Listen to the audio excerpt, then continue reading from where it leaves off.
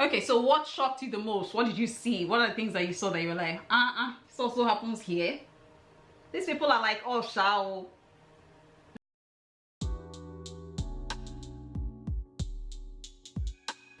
So about your visa application, just let us know, like, how difficult was it for you to get a visa coming to Ireland? Because from my own, let me not say from my own little knowledge, from the people who I got to ask questions, of course I got to ask people like, oh, how easy will it be, do you think it would be for me to invite my sister over to the country? And then the first question they get to ask me is she married? Does she have children? What are her ties back in Nigeria? And once I say, oh, she doesn't have any of those, they're like, nope, forget it. Invite your mother instead. And I'm like, my mother doesn't need to leave her husband to come here. Like, why do I need to drag my mother to come to Ireland at this time of my life? So for me, it was more about inviting my sister, and I felt like it was really easy for her to pick up her bags and travel. So let's know how exactly it was for you too. I can't say it was difficult, you know. I can only speak to so the application process itself, or requirements, first of all, were quite a lot. They were extremely detailed. So of course my initial reaction was, for want of better, I was a little distraught, you know, like, why so much detail? What kind of details do you mean? Wow, I can't remember everything that was. It's on the site, you know. It's on the site. It's not. There wasn't anything extra I had to provide, like outside of what. But including, like, you have to include, like, you have to write an essay describing your relationship. So we had to include, like, pictures of both of us from childhood. Yeah, those are part of the requirements. So it's left to your interpretation, really. What the requirement says is show relationship. So it now behooves the applicants. It behooves the applicants to now, to your understanding, what are those things that will show your relationship with the person you're going to visit. So for me, maybe again because of my job, I have to be extremely detailed. So I thought about a relationship.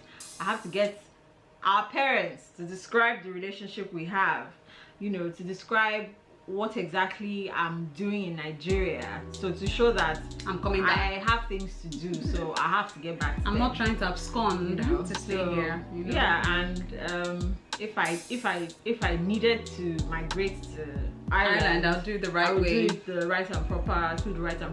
It just kind of raises up questions in your head, like, why exactly do I have to, like, what makes you think I want to live in your country? Yeah, things, you know, exactly. That was one of the first questions, that, like, why was it asking me to bring all these kind of things to show? But again, just like she had mentioned earlier, you know, certain people abuse, you know, certain opportunities. So at the end of the day, it falls back on every other person. The ripple effect drops on the masses. A greater number of people will have to pay the price for the sins of a few. Exactly. Yeah, so I didn't have to provide anything other than what is stated on the Irish immigration site. I didn't have to provide anything extra. Okay. So did you have any expectations coming here? No. This is not my first international travel, so I've come to realize that different parts of the world have different experiences waiting for you. People are different, cultures are different, environment, weather, money, you know, everything is different. So I was just excited and looked forward to the new experience that was going to happen in Ireland. Okay, so you came in September, August. Yes, I came at the end of August. And then you spent the whole of September, because today is October. So the weather, what was it like? What has it been like for you so far? I think it was warmer when you first arrived. When I was coming, I kept on the day before, like the week before she came, I was like, oh my god, it's so hot. My god, it's so hot. Yeah, she couldn't wait for the weather to turn, you know, enter autumn and then probably winter. So I expected cold. I expected it to be cold when I arrived, but I was told that what I met was still summer. It was still cold. I was told it was summer. I was finding it cold. Even when she said, oh, it's so hot today, and I'm wearing my sweater, my fingers are either in my pocket or under my armpits, anywhere I can get some warmth. Like, what? It's freaking cold.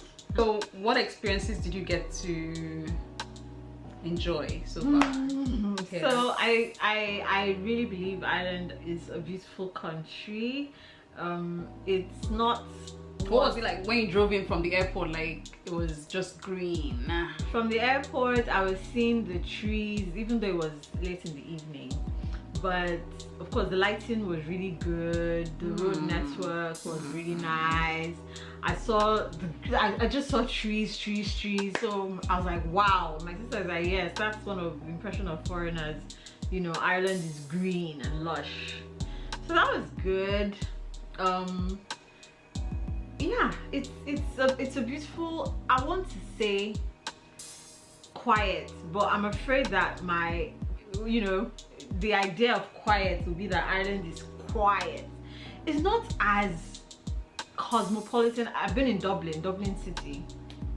It's not as cosmopolitan as you expect a European country to be. Most European countries, yes. Yeah. But it's so it's just genteel, I guess I would say. English. Yeah, that's my impression of Ireland. Okay. So what did you enjoy? What experiences did you enjoy? Where did you go to? Everything. I went to shops here. Yes, we don't have a lot of shops in Nigeria. So I went to lots of shops. But other than that, I went to a place called Bray. I went to a place called Bray and went climbing up to a mountain that has a cross. I don't know the name of that. Please, if you guys watch my videos and you know the name of the mountain that has that cross, I don't know the name of the mountain. And the whole experience of the trip was awesome because her friend who took us, shout out to Cassie, didn't tell us we were going on a hike. So we thought we were just going restaurants. We just thought we were going for dinner in, you know, another town. So that was good. My sister and I went to the Guinness storehouse, and I've never done that before. So you know how you've lived in a place for such a long time and everything just looks like it's an ordinary life, just part of the scene. Yeah, you know, like, so I mean I go past the Guinness storehouse really often. So the storehouse was a good experience. I loved the history. Of course, we have a lot of Guinness in Nigeria, you know, so I love the history, and I get to say that I've been to where Guinness started, so that was good. I got to see parts of Dublin or parts of Ireland, and she got to decide in her mind that the north and the south side of Dublin are different. Yeah, like it was so different. So I would have to ask, like, where are we now? It just feels there's a difference in the feeling when we're moving from one part of Dublin to the other, and then my sister would be like, oh yes, we're on the north side, or we're back in the south side. I'm like, interesting. So funny enough, we also have something similar in Lagos where I live. Once you cross the mainland to the island, once you cross, there's a bridge called the Third Mainland Bridge. Once you cross that, is now everything on the other side or either side is the mainland, and then there's the island, and it's just different. It's just different, you know. So it wasn't too different from home, but it was like, what's happening? Yeah. Okay. And the people? Irish people, they're friendly. They're very helpful. That was my experience. They're really friendly, very helpful. Yeah. And the accent, did you get to hear them speak? So I had a number of occasions where I would have to say that again. Sorry, repeat yourself. Sorry, what did you say?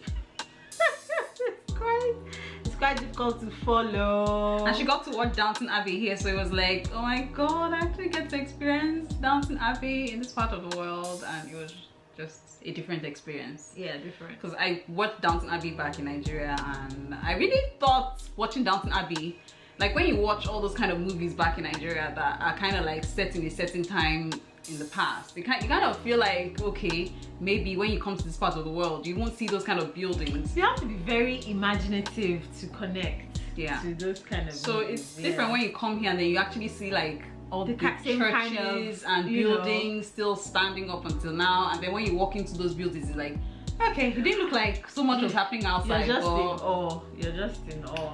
Yeah. What did you like most about your visit? I just love to travel. I just loved the fact that I could leave my country for a bit and have constant power supply. And ice cream. I've had so much ice cream. Ice cream was just like the second most favorite part of my visit. Shout out to Magnum. Yeah, I really have enjoyed every bit of this holiday experience. Yes, I mean it's worth it because it's a short one, but like, yes. You soaked up Ireland, like you soaked Ireland. I did. If someone says, have you been to, you know, like when you go somewhere and it's like, okay, just 2 days you travel and you go somewhere, it's like, maybe I didn't enjoy it. I had food I've never had before. I had the beef stew with mash, I think. When we went to the Guinness storehouse. Yeah. So okay, so what shocked you the most? What did you see? What are the things that you saw that you were like, this also happens here? These people are like, oh, shao. Or like things that, let me say, when you see people on the street kind of stuff. What shocked me? Yeah. So I was extremely surprised to come here and see people sitting on the side of the streets. And my sister would say they were homeless, or people who were begging alms. I was shocked. I was really shocked because my idea is that once you leave the third world, it's like all hunky-dory. At the end of the day, yes, they have a system that provides for social welfare, so I guess such people will get taken care of, which is different from where I come from, where you're on your own. But I was shocked to see it nonetheless. Oh, and then what else shocked you was also, guys, we forgot our bags, one of our bags. Oh my goodness. Oh my goodness. Oh my goodness. We have to share this story. I have to share this story. So we went shopping one day and we had quite a lot of bags. So I go upstairs and my sister joins me upstairs on the bus. We got on the bus. And normally, like, I will carry my bags upstairs if I shop for stuff. Unless like it's the luggage and I drop it on the bus rack. I don't know what you guys call where you drop your boxes. But my sister carried left her paper bag downstairs with boxes of shoes on the rack, and we went upstairs to sit down. So I was so tired I didn't even pay attention to it. Guys, we left that bus and our bags in the bus, and then we got in, we undressed. And it was night. It was like late night, like 9 p.m. So all the bus offices had closed now. So we go back home, you know, unwind. It was like, oh, are we having dinner or not? So we've been in the house maybe 30-40 minutes, and then I come out from the room and I'm like, my sister came out to ask me, where is the bag, where is the paper bag, where is the shoe box? And she was like, Chichi, I forgot that box on the bus. I forgot it in the bus. There was no time for shock. It was just like, and so we called our cousin Anna, the German girl, who always has an answer to all the problems in the world. And Anna is like, okay, this is what you should do, blah, blah, blah, blah, blah. But anyways, long and short of that story was, at the end of the day, guys, we went outside because thankfully I live in the city center, and the same bus that kind of went past my house was also coming, was also going to be on his way back. And we stood outside the door for some minutes. We waited for the bus, the exact bus numbers. Yeah, the bus number that we had, you know, and then hopped off to come back again. And then my sister is like, do you remember what the guy looked like? And I'm like, I remember he's red. And I'm like, and she's like, perfect description of a white man. He looks red. So we waited, and then God being so kind, I think it was the third or Bus. fourth bus that, you know, came back with the same bus number, and we got on, and my sister was all talking to the driver, and she's sorry, excuse me, and I just realized that midway into her sentence he had a smile on his face. Okay. And he completed her sentence for her, described the box. I said, yes, please, and he gave us back her box. So I really appreciated. I was very shocked. I was extremely shocked. So she says, well, that's still extraordinary circumstances. Ordinarily, that box would, you know, the bags would have been gone, but because it was just a paper bag box of shoes. I mean, like, it's not like it's a box. I'm surprised we got it back stuff at all. Yeah, I'm surprised we got it back at all. So I was very appreciative of the Dublin City bus service. I really appreciated the driver. Thank you so much, Dublin City bus service. Thank you. So I think that's it. Will you come back again? Why not? If I had something to do here. If you were to describe Ireland in one word. Peaceful. Peaceful. Okay. I think it's been peaceful for me so far since I've lived here, so I can also agree to the word peaceful. Yeah. And the Irish people are also peaceful, at least most of them. You also get to meet the mad ones sometimes. Anyways, guys, thank you so much for watching. I'm so glad that I was able to do this video with my sister before she gets to return back to Nigeria. I hope you guys enjoyed this video. Don't forget to like, subscribe, and also leave a comment down below and let us know if we actually look alike, because I don't think so. I mean, like, seriously. So guys, thank you so much for watching. Bye.